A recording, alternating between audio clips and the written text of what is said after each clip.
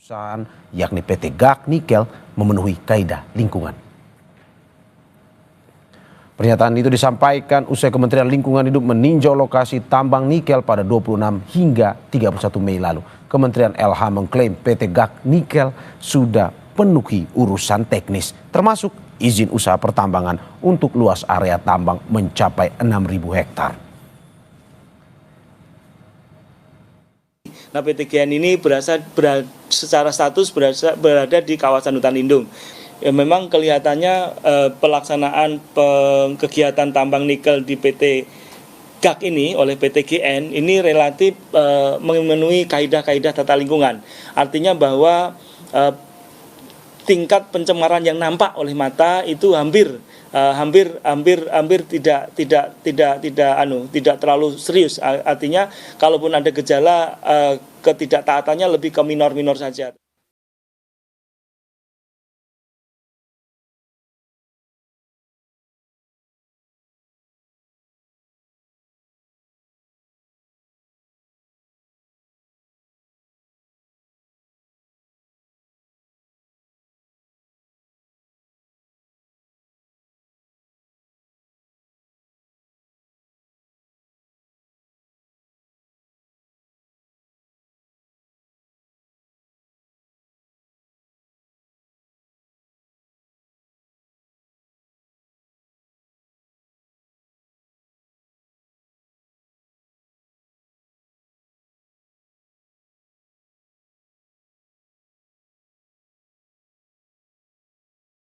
Evaluasi menyeluruh terkait izin tambang di Pulau GAC Raja Ampat. Nemo dengan PT Pulau GAC itu kurang lebih sekitar 30 km sampai dengan 40 km. Jadi wilayah Kabupaten Raja Ampat itu banyak hutan konservasi, banyak pulau-pulau yang untuk prawisata, tapi juga ada pulau-pulau yang memang ada pertambangan. Kita memutuskan lewat Dirjen Minerba untuk status daripada IUP PT GAC yang sekarang lagi mengelola itu kan cuma satu ya. Itu kami untuk sementara kita hentikan operasinya. Saat dikonfirmasi terkait polemik tambang nikel di Raja Ampat melalui pesan tertulis kepada Kompas TV, Komisaris PT GAC Nikel Ahmad Farul Rozi menyebut lokasi tambang nikel dengan kawasan wisata sangat jauh. Farul Rozi juga bilang perusahaan taat kepada aturan dan ketentuan pemerintah untuk menjaga lingkungan. Sebelumnya, Greenpeace Indonesia mengkritik dampak buruk eksploitasi nikel di kawasan Raja Ampat, Papua Barat Daya. Data Greenpeace Indonesia menyebut, industri tambang nikel di Papua berdampak pada kerusakan lingkungan di sejumlah pulau kecil di Raja Ampat. Greenpeace menyebut ada lebih dari satu perusahaan tambang nikel yang aktif beroperasi di Raja Ampat. Yang disampaikan Pak Menteri Bahlil tadi yang katanya mau membuat ketidaksimpangsiuran itu memungkinkan untuk membuat kesimpangsiuran baru atau kekeliruan. Raja Ampat ini karena Raja Ampat ini juga bukan hanya PT GAC dan bukan hanya Pulau GAC. Saat ini ada 5 izin yang aktif yang izinnya diterbitkan oleh Kementerian ESDM. Ada Pulau GAC, ada Pulau KW, ada Pulau Manuran, ada Pulau Batang Pele, dan ada di Waigeo Besar. Dan ini bukan cerita soal dia jauh dari lokasi pariwisata atau tidak. Undang-undangnya sudah jelas melarang bahwa pulau-pulau kecil itu dilarang ditambang. Putusan MK juga sudah jelas memperkuat peraturan perundang-undangan ini. Desakan untuk menghentikan tambang nikel di Raja Ampat, Papua Barat Daya ramai disuarakan. Di antaranya selebritas Nadine Chandrawinata dan Eni Sumargo yang mengunggah keindahan Papua dan meminta aktivitas tambang dihentikan demi menjaga kawasan geopark Raja Ampat dan ekosistem lainnya dari kerusakan tambang. Tim Liputan Kompas TV.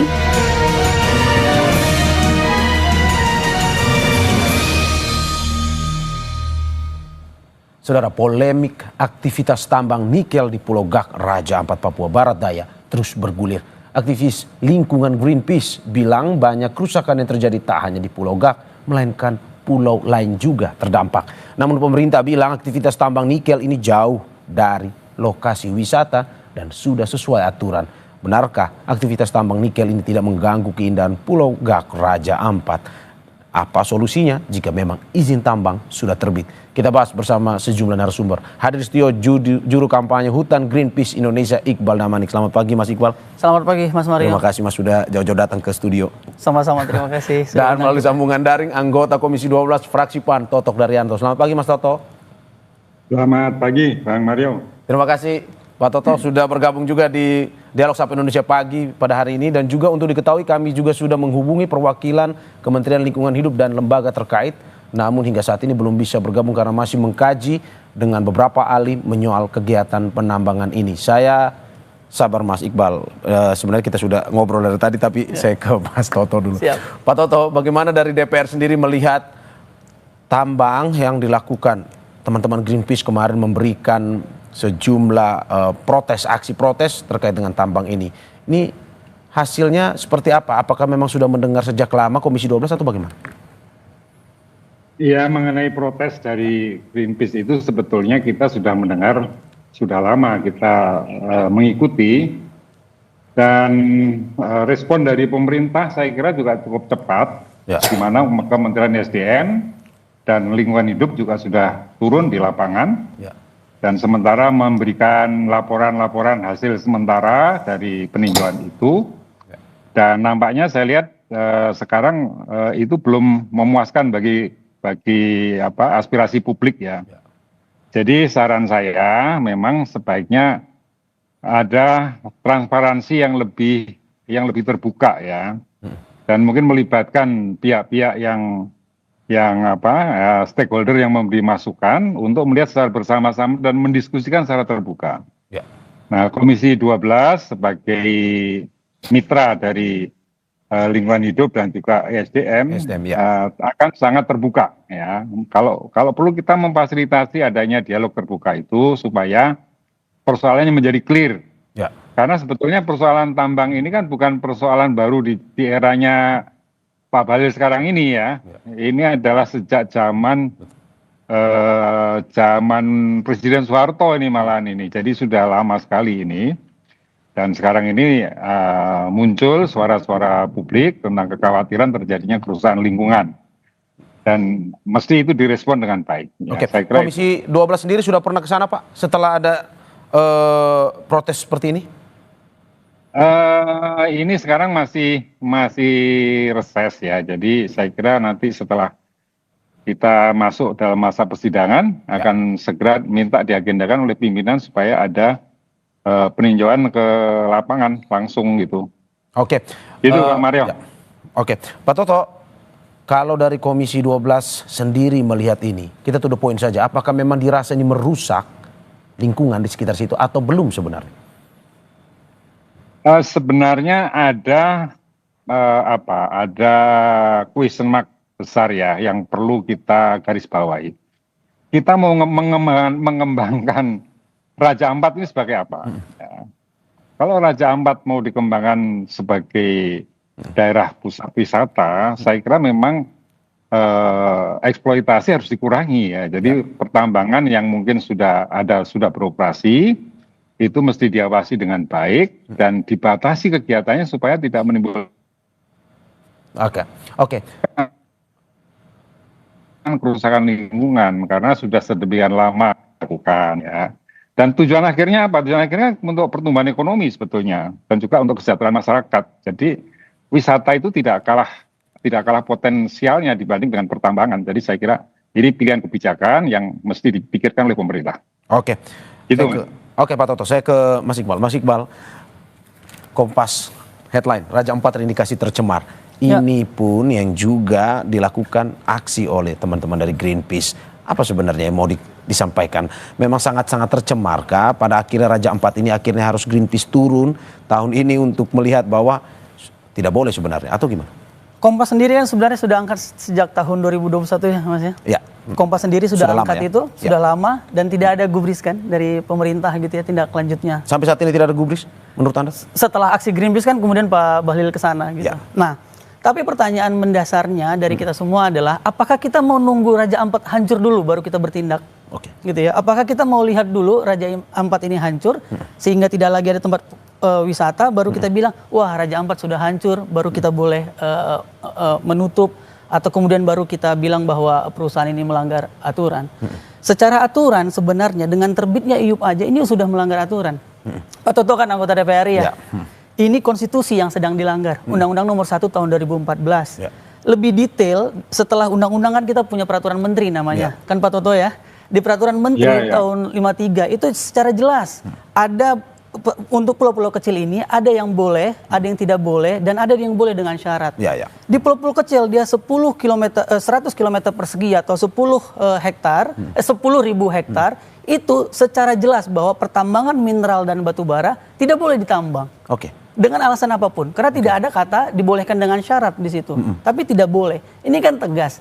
Kenapa pemerintah sendiri, Pak Toto sendiri Komisi 12 ada undang-undang, tapi tidak menggunakan undang-undang yang ada. Tapi kan sebenarnya kalau dari Kementerian Lingkungan Hidup kemarin bilang bahwa undang-undang yang berlaku itu terkait dengan pertambangan ini adalah undang-undang kehutanan. Kalau saya tidak salah, bahwa boleh tambang sebenarnya, tetapi memang ada aturannya. Berbeda undang-undang dengan yang disampaikan oleh pihak Greenpeace bahwa ini undang-undang pesisir ya. Yang memang melarang, apalagi luas Pulau Gak yang memang tidak sampai 1.000 ya, 10.000 hektar, sehingga dilarang betul-betul untuk ini. Bagaimana ada perbedaan undang-undang nih? Lagi-lagi, tapi saya mau menekankan satu hal bahwa ini bukan soal Pulau Gak saja ya, tapi ini soal Raja Ampat. Inilah yang menunjukkan bahwa tidak ada orkestrasi kepemimpinan di pemerintahan Pak Prabowo. Karena ESDM-nya nerbitin, KKP-nya tidak boleh, LH-nya harus lihat dari sisi lingkungan, lalu kemudian kehutanan untuk lihat apakah itu kawasan hutan atau tidak. Ini kan udah jelas kawasan lindung. Kalau kemudian sudah jelas kawasan lindung, Kementerian Kehutanan punya hak untuk menerbitkan apakah penggunaan pemanfaatan kawasan hutannya, persetujuan penggunaan kawasan hutannya boleh diberikan atau tidak. Nah, kehutanan memberikan. Jadi sebenarnya dalam semua kontestasi ini atau konteks Raja Ampat ini, Kementerian ESDM punya peran, Kementerian Kehutanan punya peran, Kementerian Lingkungan Hidup punya peran. Safeguardnya siapa? Safeguardnya harusnya lingkungan hidup gitu. Tapi lingkungan hidupnya bilang minor saja gitu ya. Ini yang harusnya Pak Menteri lihat bahwa mau sebesar apa dulu kerusakan baru bertindak gitu. Kan lebih baik mencegah daripada mengobati. Kan gitu kan.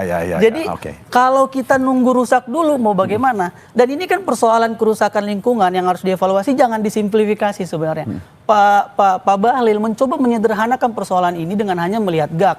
Lalu semua mata kita tuh ditujukan ke GAK, termasuk lingkungan hidup, termasuk ke kehutanan. Bagaimana kemudian kasus-kasus yang sudah terjadi di Morowali, bagaimana kemudian yang di Sulawesi misalnya ya, lalu kemudian di Maluku.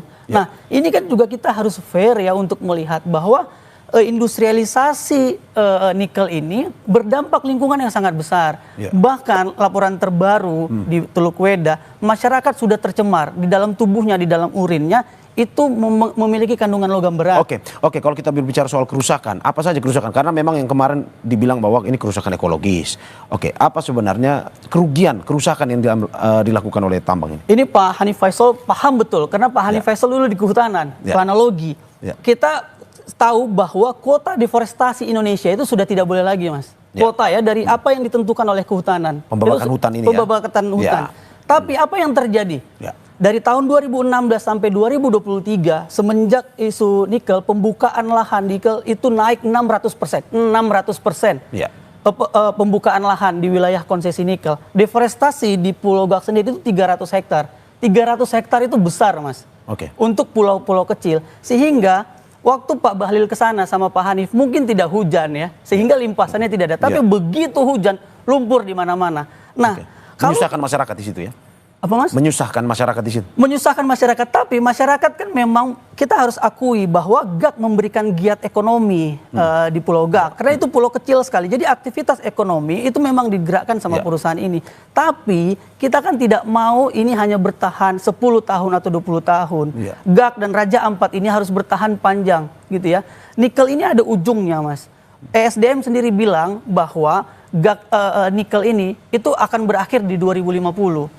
Artinya kalau ada anak yang lahir hari ini di Pulau Gak, 25 tahun, waktu dia umur 25 tahun, dia tidak akan merasakan keindahan Pulau Gak, dia tidak akan merasakan keindahan Raja Ampat, dan dia tidak akan merasakan kenikmatan ekonomi dari Pulau Gak. Anda mau bilang bahwa kalau 25 tahun lagi ini diteruskan, kita sudah mungkin tidak melihat lagi ada wisata di Raja Ampat termasuk di Pulau Gak itu? Betul, yang Anda wariskan dosa. Oke, saya ke Pak Toto. Pak Toto, bagaimana Anda melihat ada perbedaan aturan sebenarnya yang dikatakan oleh Mas Iqbal tadi?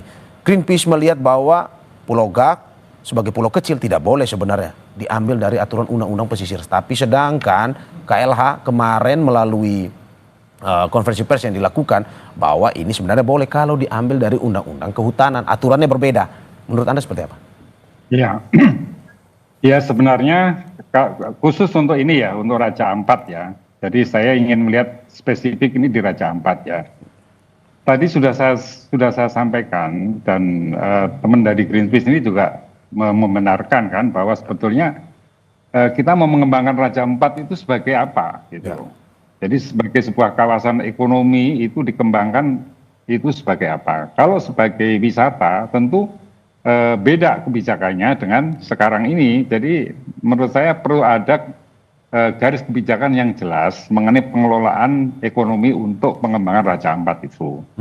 Nah, saya cenderung bahwa ini sebaiknya dijadikan kawasan wisata karena kekayaan alam yang diakui dunia, dan karena itu ya fokusnya pada pengembangan yang kontekstual dengan wisata. Jadi pertambangan memang tidak cocok saya kira untuk daerah wisata.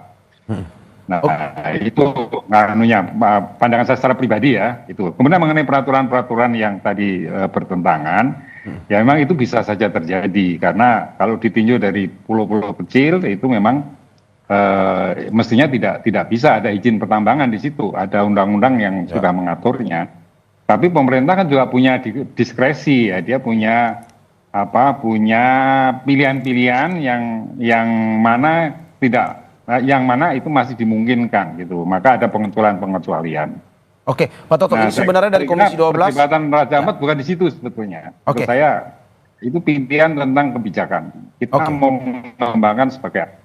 Oke Pak, kalau kita berbicara ini dari Komisi 12 sebenarnya ingin agar tambang nikel ini diberhentikan karena tadi lebih baik wisata atau sebenarnya boleh sebenarnya, tapi memang dengan aturan-aturan ataupun dengan rehabilitasi yang dilakukan lebih baik misalkan.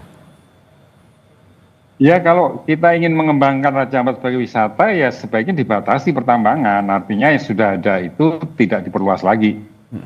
Nah, dibatasi ini berarti tidak boleh Pak ya? Seperti itu. Dibatasi berarti tidak boleh sebenarnya atau bagaimana?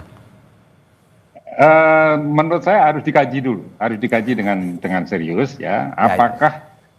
Apakah sekarang ini dampaknya ke wisata itu akan sangat destruktif ya? Ya. Tapi kembali lagi sebetulnya persoalannya itu Mas, persoalannya itu kita mau kembangkan sebagai apa daerah Raja Ampat itu? Kalau wisata ya sudah pertambangannya itu untuk sementara. Karena ini sudah ada, tentu perlu ada kebijakan khusus bagaimana mengurangi mengurangi aktivitas pertambangan di situ, dan akhirnya nanti pasti juga perlu ditutup itu pertambangan yang ada di daerah Raja Ampat itu. Oke. Itu menurut saya. Saya ke Mas Iqbal. Saya sebenarnya bisa menangkap maksudnya Pak Toto dalam arti begini. Kalau kita melihat bahwa ini sangat merusak lingkungan. Di salah satu sisi pertambangan perlu khususnya di Raja Ampat yang memang destinasi wisata menjadi yang utama, perlu dikembangkan sebenarnya wisatanya ini. Tetapi kita juga tidak boleh lupa bahwa ini adalah program pemerintah, bahwa hilirisasi nikel ini juga perlu dijalankan. Dari Greenpeace sendiri melihat bahwa wisata ada program pemerintah juga hilirisasi nikel. Bagaimana melihat? Lingkungan tuh selalu memang. Mas Aryo, Bung Aryo. Jadi ini kan bukan peristiwa yang terjadi sesaat sekarang kan. Ini sudah sejak masa era pemerintahan sebelumnya. Nah, kalau kita menghentikan tanpa alasan dan tanpa solusi, saya kira itu dampaknya bagi investasi kan juga akan sangat negatif. Jadi itu masalahnya. Kalau ini barang baru yang baru disusun sebuah kebijakan untuk merencanakan pengembangan daerah, ya saya setuju ini wisata aja, nggak perlu ada pertambangan. Tapi masalahnya ini sudah dosa bersama, dosa masa lalu yang diturunkan sampai sekarang. Jadi disitulah pentingnya kita mencari solusi gitu loh. Kalau langsung ditutup seketika menurut saya juga tidak bijak karena nanti akan mengganggu iklim investasi kan. Tapi untuk diteruskan juga tidak bisa karena ini daerah wisata. Nah itulah yang perlu dicari solusinya sebaik-baiknya. Ya, dan Mas Iqbal sendiri? Iya, harusnya kita sudah mulai berhenti ya untuk membenturkan antara pembangunan dan lingkungan. Karena ada banyak solusi kayak tadi pariwisata, salah satunya karena ada potensi pariwisata. Jadi ada fokus untuk melihat bahwa apa yang harusnya dilakukan oleh pemerintah. Tapi sering sekali ketika pemerintah misal mari kita kaji dulu. Kalau wisata ya infrastruktur wisatanya dikembangkan menurut saya. Oke, Pak Toto ditahan sebentar. Ya. Saya kasih kesempatan buat Mas Iqbal. Yang menjadi ketakutan kita karena kita kan trust issue nih ya sama pemerintah gitu ya. Dan kita memang kritik pemerintah gitu. Jadi ketika dilakukan kajiannya mau bagaimana ini? Mau kajian untuk pro terhadap lingkungan atau undang-undang KKP-nya nanti yang diubah gitu ya. Jadi undang-undang perlindungannya yang mau diubah. Jadi kita memang harus fokus mana yang mau kita lindungi gitu. Jauh daripada itu, yang perlu kita pahami bahwa industri ekstraktif ini itu ada batas waktunya. Ada ide-ide yang lebih kreatif harusnya. Industri-industri kreatif yang harus dikembangkan pemerintah ketimbang bertahan terus di industri ekstraktif. Jadi kita memang benar-benar tahu dari posisi ini, dari penjelasan Pak Toto kita tahu bahwa fokus atau watak ekonomi dari pemerintahan Prabowo ini adalah industri ekstraktif. Karena apa? Karena setiap ada resources, ada sumber dayanya, jadikan dulu wilayah usaha pertambangan. Begitu ya. Ketika dia jadi wilayah usaha pertambangan, dia memungkinkan untuk mendapatkan izin. Setelah itu kita lihat apakah Kementerian Kehutanan memperbolehkan, apakah Menteri Lingkungan Hidup memperbolehkan. Aturannya begitu ini Mas sekarang, value chain dari industrialisasi nikel ini. Jadi izin induknya, saya bilangnya izin induk ya, permitnya ini adalah izin usaha pertambangan. Setelah perusahaan mendapatkan izin usaha pertambangan, lalu kemudian kehutanan, mereka mengajukan izin kehutanan, mereka mengajukan izin ke lingkungan dan izin-izin lainnya gitu. Jadi wataknya adalah ekstraktif terlebih dahulu, baru tourism berikutnya gitu. Jadi kita nggak punya imajinasi tentang bahwa Indonesia ini bisa maju tanpa industri ekstraktif. Oke, gitu. tapi kan dari tadi Pak Toto mengatakan bahwa ini sebenarnya dosa masa lalu. Dalam arti bahwa kemarin ada langkah dari Menteri SDM mengatakan bahwa ini diberhentikan sementara dulu. Betul. Untuk melihat dikaji dulu dan segala macam. Nah, karena kalau misalkan mungkin terlalu kaget akan juga berdampak juga kalau misalkan diberhentikan. Nah, menurut Anda bagaimana? Maka ketika kita tahu ini dosa masa lalu, bertobatlah. Gitu kan? Kalau udah berdosa maka bertobat. Jangan lakukan dosa dua kali gitu kan Bang. Jadi kalau kita udah tahu ini dosa maka kita bertobat. Yang kita lakukan adalah bagaimana kemudian investasi PMA, ini kan BUMN ya, investasi BUMN ini berpikir mana yang lebih penting gitu ya. Ini kan BUMN gitu ya. BUMN bisa bilang, nah tapi Mas lagi-lagi saya nggak mau kita geser hanya Pulau Gak saja. Ada 5 izin yang saat ini aktif di Raja Ampat. 5 izin ini aktif sekarang itu berdasarkan Kementerian SDM. Nah bagaimana? Ini kita sekarang bicara soal GAK, bicara soal investasi. Ini izin-izin, 4 izin-izin lainnya itu adalah izin yang terbit dari tahun 2013 sebagian besar, lalu kemudian mereka habis tahun 2033. Dan mereka tadinya ya, Greenpeace menemukan tadinya sekitar tahun 2022 itu hanya 2 izin yang aktif di Raja Ampat. Tapi sekarang ada 5 Pak.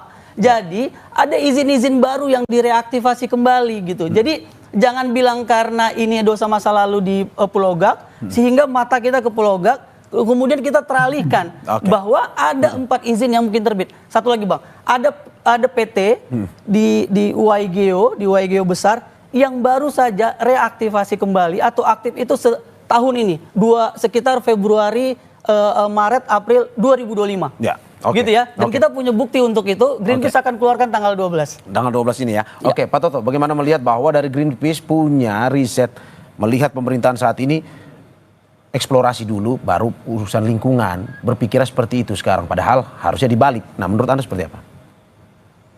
Ya, kita melihat Indonesia ini kan nggak bisa hanya sepotong itu dari satu sisi saja kan. Ya, apapun dikatakan, kenyataannya negara kita ini kaya sumber daya alam, jadi harus dikelola, harus dieksplorasi dan harus dieksploitasi supaya itu ada manfaat untuk masyarakat kita. Jadi itu nggak boleh diabaikan. Jadi kita nggak bisa mengatakan pemerintah ini punya karakter sangat ekstraktif misalnya gitu. Ya memang harus ekstraktif, gimana tidak? Kita punya tambang kok. Kan daerah lain tidak punya tambang. Masalahnya bagaimana tambang itu dikelola dengan baik. Itu. Nah, jadi Tapi kembali ke Raja Ampat itu sebaiknya dikembangkan infrastruktur pariwisatanya yang lebih dikembangkan, bukan pada aspek pertambangannya. Pertambangannya itu dicoba diatasi dengan cara pendekatan yang baik dari pemerintah, karena ya kalau dikatakan itu bertobat, ya bertobat itu kan dalam arti harus diterjemahkan di dalam prosedur dan lain-lain. Jadi nggak bisa seketika stop gitu, itu nggak bisa dong. Ini bukan pertobatan ini pertobatan yang langsung berhenti gitu, nggak mungkin kan. Kan ini sudah sesuatu yang sedang berproses gitu. Dan pertanyaannya kita percaya saja, itu nanti komisi akan mengawasi dengan baik. Dan pertanyaannya bagaimana ke depan bahwa boleh eksplorasi ini, tetapi yang pada akhirnya tidak merusak lingkungan atau ada rehabilitasi yang mendukung pada akhirnya lingkungan ini tidak seperti yang terjadi saat ini, seperti yang dikatakan oleh Greenpeace. Yes, Tapi sebelum dijawab Pak, kita saksikan jeda berikut.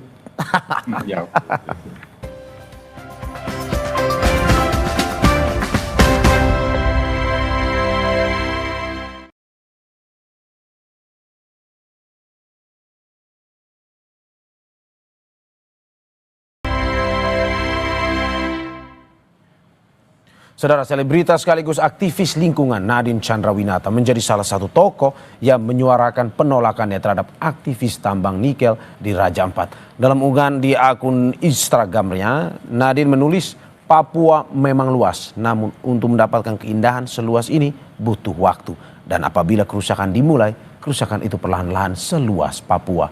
Dilengkapi dengan tagar Save Raja Ampat.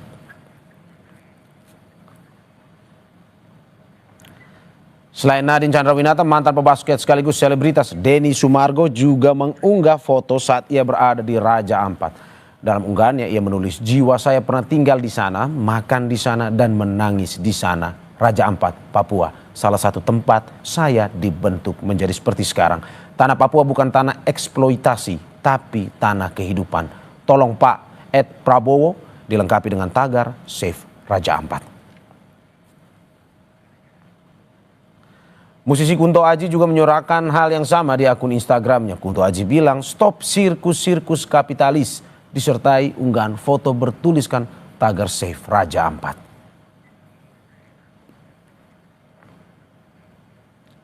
Kita lanjutkan dialog kita bersama Mas Iqbal dari Greenpeace dan juga Pak Toto dari DPR RI. Saya sepertinya lagi bermasalah komunikasi, saya ke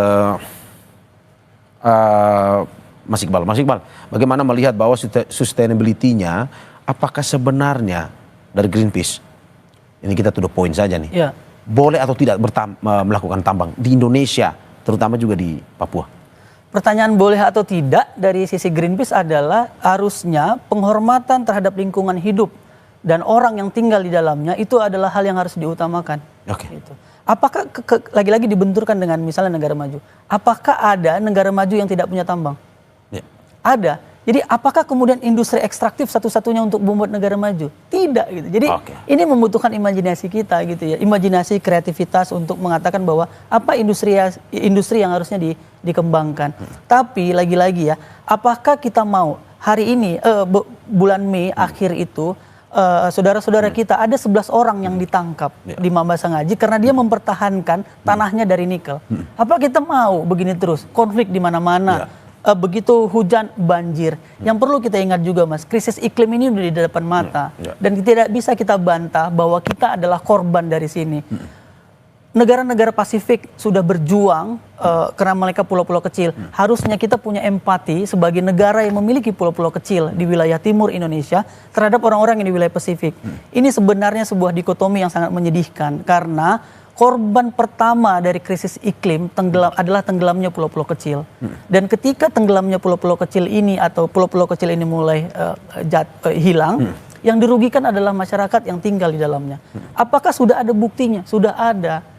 Beberapa negara-negara di Vanuatu, di Samoa, itu sudah banyak yang mulai terendam. Daratannya sudah mulai banyak hilang. Enggak cuma di Samoa, di Jawa. Di Jawa, di wilayah Pantura, ada satu desa namanya Timbul Sloko, itu sudah mulai terendam oleh air rob. Ini situasi yang lebih besar. Ini karena eksplorasi tambang tadi ya? Iya, karena eksploitasi tambang, karena industri ekstraktif sehingga emisi. Dan Indonesia adalah salah satu negara yang berkomitmen dan telah meratifikasi Paris Agreement. Gitu Mas. Oke, bagaimana dengan kita ini tarik garis lurus dengan keinginan pemerintah bahwa hilirisasi ini tetap berjalan, bahwa oke, ini ada kekayaan alam Indonesia yang perlu dimanfaatkan, tetapi memang untuk kesejahteraan masyarakat. Di satu sisi Greenpeace menolak betul bahwa eksplorasi tambang ini memang harus digantikan dengan kekayaan alam yang memang bisa dimanfaatkan. Nah, sustainability-nya seperti apa?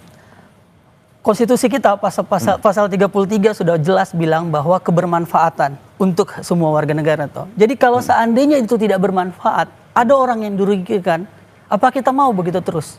Gitu ya. Papua bagian dari Indonesia, dan Pak Toto tadi bilang kita tidak bisa melihat Indonesia secara sepenggal-sepenggal. Iya, karena kita tidak bisa melihat secara sepenggal-penggal sehingga kita tidak bisa mengorbankan orang yang tinggal di hutan, orang yang tinggal di pulau, yang bergantung dengan hutan dan lautnya atas nama pembangunan dan hilirisasi. Kita bilang, apa sih manfaatnya tambang-tambang ini gitu ya? Nelayan makin susah cari ikan. Dan ini nggak cuma PT GAK gitu ya. Raja Ampat bilang, di Raja Ampat masih bagus, masih bisa cari ikan. Iya, kita tahu ekosistem Raja Ampat itu surga. 75% spesies terumbu karang di dunia ada di Raja Ampat. Gitu. Tapi kalau kita terus berpikir tentang ekstraktivisme, yang bisa kita lakukan adalah bagaimana semua ini, yang akhirnya terbayangkan bagi kita adalah bagaimana semuanya ini diambang kehancuran. Oke, tapi kan kita makanya juga Greenpeace menyebut ancaman. Kita nggak bisa mengelak gitu ya Bang. Kita benar-benar tidak bisa mengelak bahwa kita tidak bisa kembali ke gua, bahwa kita tidak menggunakan listrik, kita tidak menggunakan alat-alat yang membutuhkan nikel dan baja dan stainless steel. Tapi mari kita berpikir, kita tidak bisa mengorbankan manusia yang tinggal di dalamnya. Kita ini terlalu antroposentris berpikir bahwa manusia adalah segala-galanya yang perlu diselamatkan. Tapi kan kita bisa melihat bahwa tidak dipungkiri ada perusahaan-perusahaan juga yang mungkin melakukan tambang, tapi juga melakukan rehabilitasi yang baik juga. Misalkan merawat lingkungan kembali, sehingga apa yang dulu digali, dieksplorasi oleh mereka pada akhirnya bisa pulih. Bagaimana Anda melihat itu? Betul. Ada reklamasi. Bahkan Pulau PT GAK mengatakan mereka melakukan sekitar 100 hektar. Tunjukkan sama kami atau sama publik di mana ada reklamasi yang berhasil, yang bisa mengembalikan ke ekosistem awalnya. Di mana di Indonesia atau di dunia ini yang betul-betul bisa mengembalikan ke ekosistem awalnya. Makanya Mas, aktivitas pertambangan ini MK menyebut ini sebagai sebuah kegiatan atau aktivitas yang berdampak secara luas terhadap ekosistem. Sehingga MK juga memutuskan, MK 35 tahun 2023 memutuskan bahwa tidak boleh mempertegas, keputusan MK mempertegas bahwa tidak boleh ada tambang-tambang di pulau kecil. Karena aktivitas pertambangan ini adalah aktivitas yang memiliki dampak kerusakan yang sangat besar. Oke, menurut Anda ini destruktif dan tidak bisa dikembalikan? Tidak bisa dikembalikan. Ada riset yang membuktikan bahwa untuk menumbuhkan reklamasi di pulau-pulau kecil itu lebih sulit daripada di pulau-pulau besar, di pulau besar atau daratan besar. Kenapa Mas? Karena untuk menumbuhkan pohon di pulau-pulau kecil ini belum dia besar, dia udah terbangkan angin. Itulah mengapa kita ingat, kalau kita tahu semua bahwa kalau kita naik gunung di puncak yang ada perdu kan Mas ya. Karena apa? Karena angin kencang, susah tumbuh besar. Makanya orang sering bilang begini, hutan di Raja Ampat itu kecil-kecil pohonnya. Betul, karena itu memang ekosistemnya tidak bisa dibayangkan dengan hutan besar tropis di wilayah daratan Papua besar gitu. Sehingga kita tahu alam saja sangat sulit untuk menumbuhkan pohon ini, dan itu umurnya udah ratusan tahun bahkan ribuan tahun sebelum manusia ada mungkin gitu ya. Dan kemudian kita datang tebang, terus kita bilang kita masih bisa tanam ini. Makanya saya bilang tadi, buktikan di mana ada reklamasi yang memang betul-betul berhasil, yang mampu mengembalikan ke ekosistem awalnya. Ini ibaratnya harimaunya sudah pergi, sudah tidak ada, kita ingin hidupkan kembali harimaunya. Jadi sesuatu yang tidak mungkin. Sehingga bukan berarti begini Mas, angkat kaki semua perusahaan-perusahaan tambang ini. Tidak begitu, tapi kita harus berpikir adalah bagaimana kemudian masyarakat tidak tercerabut dari akarnya, alam tidak rusak begitu, dan kita tetap berpikir tentang ekosistem ini penting untuk keberlanjutan umat manusia dan keberlanjutan bumi ini agar kemudian dia layak untuk kita tinggalin. Gitu. Jadi kita punya hak yang setara kan dengan ini. Lantas bagaimana dengan dari Greenpeace, bagaimana melihat bahwa ini sudah terjadi lama? Ada masyarakat yang mungkin saja juga sudah menggantungkan hidup dari situ juga misalkan. Betul. Bagaimana pada akhirnya tambang ini dijadikan sebuah lahan yang memang tidak merusak tetapi juga mensejahterakan? Kalau dalam konteks Raja Ampat nggak mungkin, karena ini pulau-pulau kecil. Anda sudah tidak melihat, sudah tidak mungkin. Tidak melihat. Ini pulau-pulau kecil, tidak mungkin untuk dilakukan reklamasi. Tapi bagaimana kemudian kita tahu bahwa ada yang menjadi pekerja di tambang, kita tahu ada tenaga kerja, ada masyarakat yang bergantung pada giat ekonomi itu. Dan ini sesuatu yang tidak bisa kita pungkiri gitu ya. Sehingga harus ada pengakuan. Yang pertama gini Bang, jangan kita Pak Bahlil misalnya datang ke Raja Ampat, terus undang Pulau Gak gitu ya, terus bilang ada tidak itu hoax, itu hoax. Mari akui bahwa ada kesalahan kebijakan di situ, ada policy failure terhadap izin usaha pertambangan yang sudah diterbitkan, akui. Dan sekarang lakukan transparansi apa yang ingin dilakukan pemerintah. Jangan dibantah dengan ini hoax, ini apa, ada yang bilang juga ini upaya asing untuk memecah belah dan mengadu domba. Tidak begitu gitu ya. Mengaku dan bertobatlah. Tapi kalau dari menurut Anda, ini pertemuan Greenpeace, ada unsur politiknya atau tidak sebenarnya ini? Izin diterbitkan kan itu keputusan politik. Karena yang menerbitkan menteri itu tokoh politik, bukan begitu Pak Tito. Ini sederhana tetapi ya cukup ini memberikan fakta. Pak Toto, bagaimana Anda melihat bahwa ini obrolan ini terkait dengan pertambangan seperti yang dikatakan tidak hanya di Raja Ampat tapi juga di seluruh Indonesia, termasuk data BPS Maluku Utara tambang nikel terbesar tetapi tidak sejalan dengan tingkat kesejahteraannya. Menurut Anda, apakah perlu kita melihat kembali terkait dengan pertambangan ini atau sebenarnya Indonesia sudah perlu harusnya ambil langkah baru menggantikan dengan kekayaan Indonesia alam yang lain yang justru bisa mensejahterakan masyarakat? Menurut saya ya setiap kebijakan itu memang ada periode-periode tertentu yang harus dievaluasi kembali. Jadi sekarang ini saatnya kalau kita mau mengevaluasi kembali, kita duduk bareng-bareng, kita kaji. Jadi kita rumuskan bersama masalah the best practice pertambangan itu seperti apa misalnya gitu. Jadi sekarang problem pertambangan kan banyak sebetulnya. Tidak hanya yang tadi disampaikan masalah lingkungan itu ya. Sekarang masyarakat juga merasa banyak yang terganggu karena jalan-jalan masyarakat, jalan umum yang juga dilewati pertambangan. Kemudian juga para pemilik lahan yang juga merasakan dia seperti dikorbankan di dalam di dalam eksploitasi pertambangan itu karena mereka yang punya hak milik itu juga udah masuk dalam IUP itu dia tidak bisa melakukan apa-apa kecuali harus diserahkan kepada pemegang IUP gitu. Nah hal-hal seperti itu saya kira perlu ditata kembali secara menyeluruh gitu loh.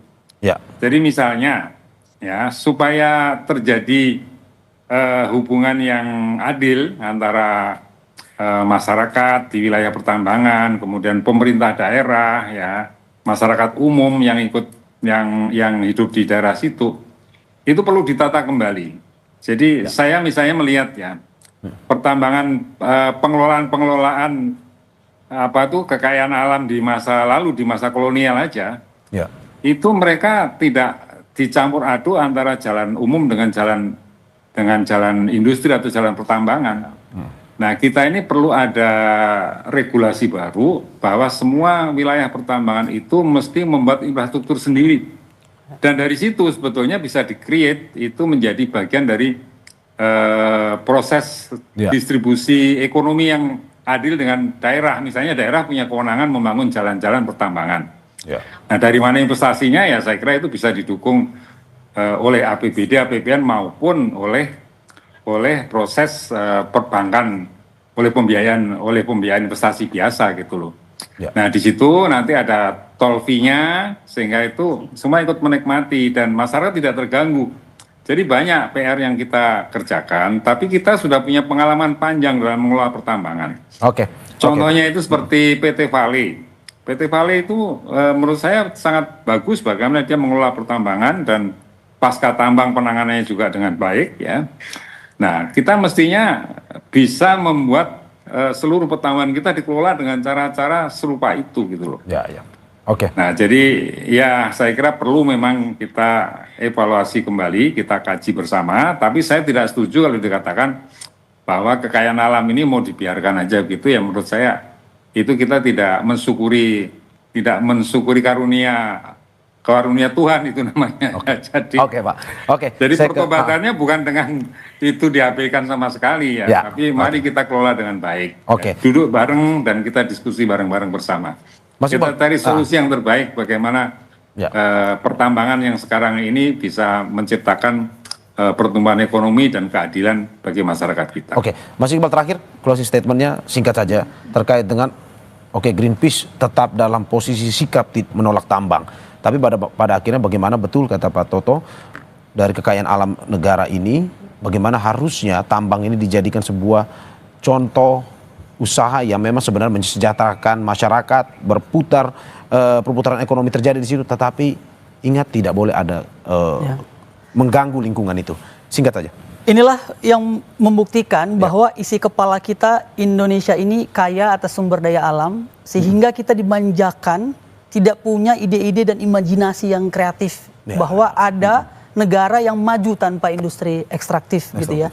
Ketika kita dibuka gitu, yang sering sekali tidak dihitung dalam hitung-hitungan ekonomi adalah dampak turunannya, biaya kesehatan.